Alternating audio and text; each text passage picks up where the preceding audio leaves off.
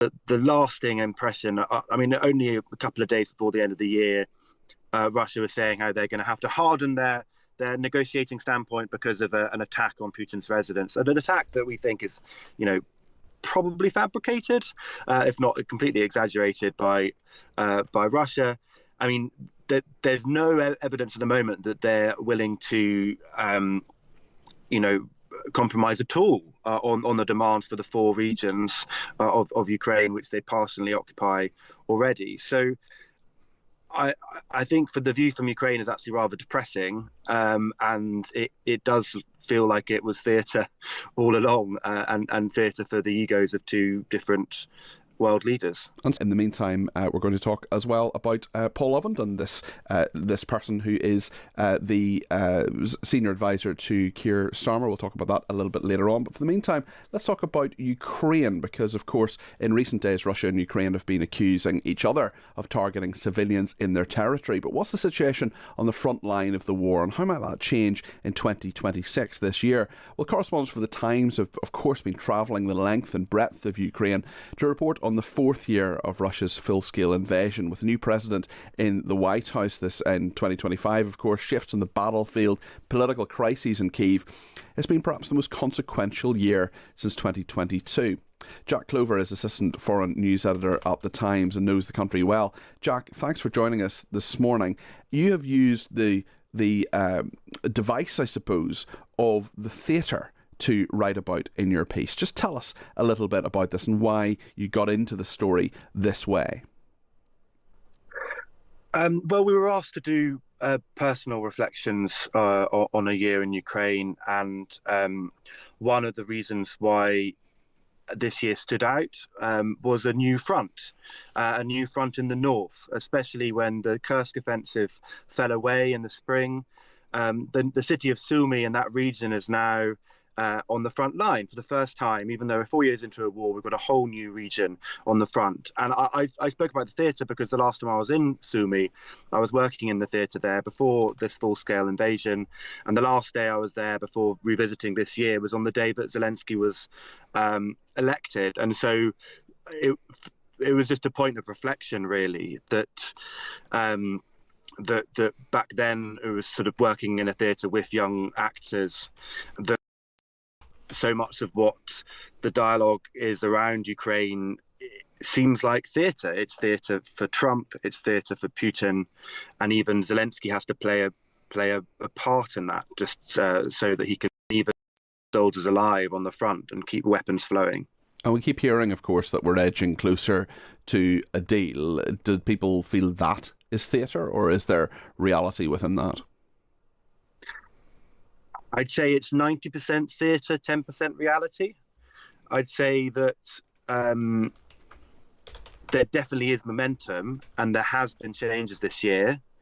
And I think that Ukraine's readiness for peace has increased. I think that the fact that Russia's even involved in talks with the US means that maybe we're getting closer to that. But the lasting impression, I mean, only a couple of days before the end of the year, Russia was saying how they're going to have to harden their negotiating standpoint because of an attack on Putin's residence, and an attack that we think is, probably fabricated, if not completely exaggerated by Russia. I mean, there's no evidence at the moment that they're willing to,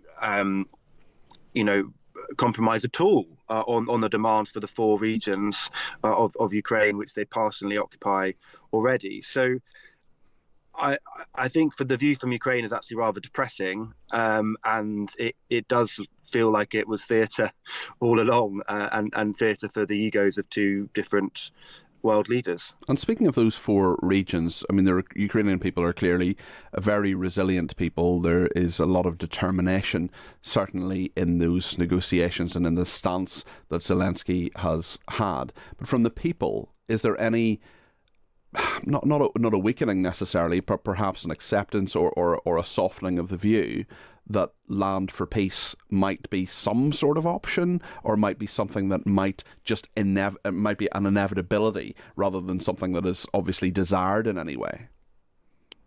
I think that a lot of Ukrainians don't I mean, it's a horrible thing to countenance. But I think a lot of Ukrainians would take peace over giving up the rest of Donetsk region, for example. But that's not what's on the cards. That's what Kirill Dmitriev and Vitkov had sort of proposed, but there's no suggestion that the Russians would actually stop there or actually accept that. And that's what most Ukrainians are concerned about. It's like, even if there was a land for peace deal, we'd be giving up territory which is the most fortified. So in that bit of the Donetsk region has got extraordinary lines of defense going back, every sort of 5-10 kilometers. You've got the two fortress cities of Kramatorsk and Slavyansk. If you gave that up, as some of the Ukrainian negotiators have explained, it's like one long cow field to Kyiv. There's nothing to stop the Russian army from marching all the way there.